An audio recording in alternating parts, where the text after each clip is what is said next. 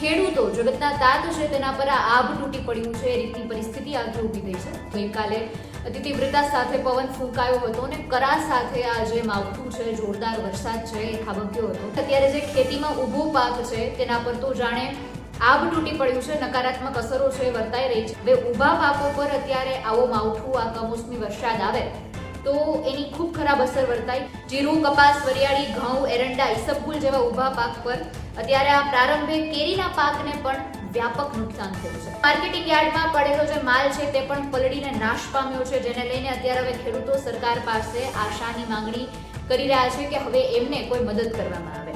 એવામાં કરા અને ભારે પવન પડતા એ જે ઉભેલો પાક છે, પાથરેલો પાક છે તેના પર અત્યારે નુકસાની થઈ છે।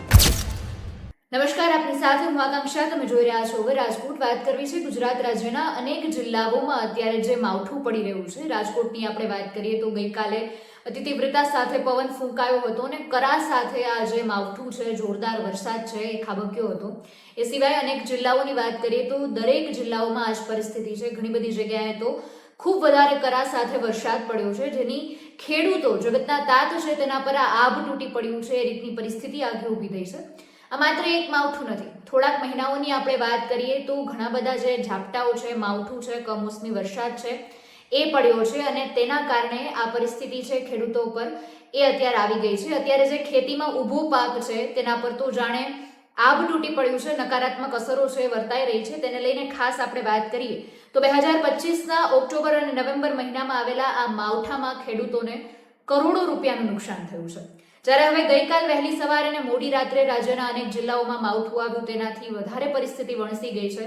કારણ કે અત્યારે કેવો સમય હતો કે ઘણા બધા પાકો છે એ તૈયાર હતા। હવે ઊભા પાકો પર અત્યારે આવો માવઠું, આ કમોસમી વરસાદ આવે તો એની ખૂબ ખરાબ અસર વર્તાય। કેરીની વાત કરીએ તો એનો તો આખો ફાલ છે તે જ બગડી જાય, એટલી બધી પરિસ્થિતિ અત્યારે બગડી શકે।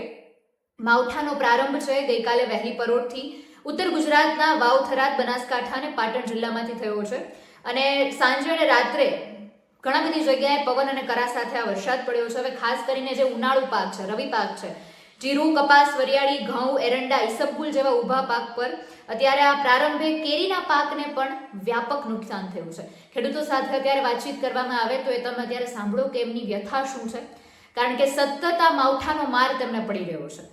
ઉપરાંત માર્કેટિંગ યાર્ડમાં પડેલો જે માલ છે તે પણ પલળીને નાશ પામ્યો છે, જેને લઈને અત્યારે હવે ખેડૂતો સરકાર પાસે આશાની માંગણી કરી રહ્યા છે કે હવે એમને કોઈ મદદ કરવામાં આવે। સાથે આપણે વાત કરીએ તો જે રીતે મેં કીધું કે ખેડૂતોને રાયડું, એરંડા જેવા પાક પણ માર્કેટિંગ યાર્ડમાં મૂક્યો હતો, એ પણ પલળી ગયા છે। અમુક ખેડૂતોએ તો ઘઉં અને જીરું જેવા પાક છે તે વાઢીને મૂક્યા હતા। એવામાં કરા અને ભારે પવન પડતા એ જે ઉભેલો પાક છે, પાથરેલો પાક છે તેના પર અત્યારે નુકસાની થઈ છે। ઉનાળુ પાક બાજરી, જીરું, કપાસ, વરિયાળી, ઘઉં અને એરંડા અને ઈસબગુલ જેવા પાકને ભારે નુકસાન થયું છે। ખાસ અત્યારે ખેડૂતો વળતરની માંગણી કરી રહ્યા છે, સરકાર પાસે એ જ આશા રાખી રહ્યા છે કે હવે આમને જે અત્યારે આ ખળામાં પડેલો માલ છે ઉડી ગયો છે, વરસાદમાં પલળી ગયો છે ને આ બાબતે સરકાર તેમની નોંધ લે અને તેમને મદદ કરે। એટલે હવે આવનારા સમયમાં ખબર પડે કે ખરેખર આ દિશામાં સરકાર શું પગલાં લે છે અને એમને જે વળતર આપવામાં આવે છે ખરેખર કેટલું વળતર આપવામાં આવે છે। સમગ્ર મુદ્દાને તમે કઈ રીતે જુઓ છો એ કમેન્ટમાં જણાવજો। ફરી મળીશું, મને રજા આપશો। નમસ્કાર।